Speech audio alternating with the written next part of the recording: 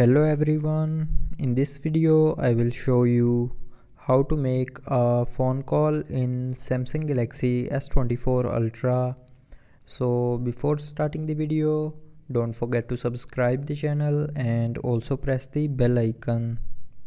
So first of all, install a SIM card in your mobile. So after installing the SIM card, check if you are getting the good signal strength or not, and after getting the good signal strength, then open the phone app to make a phone call. So this is the keypad from where here you can dial a number to make a phone call, and this is the recent tab. This shows the recent contacts that you have contacted, and this is the contacts tab. So here in contacts tab you will find all your contacts that you have saved in your mobile.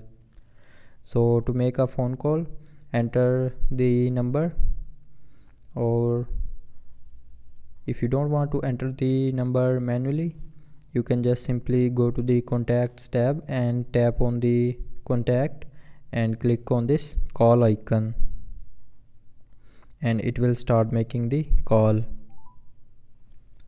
So that's how you can make a phone call in Samsung Galaxy S24 Ultra. So I hope you liked the video. Thanks for watching.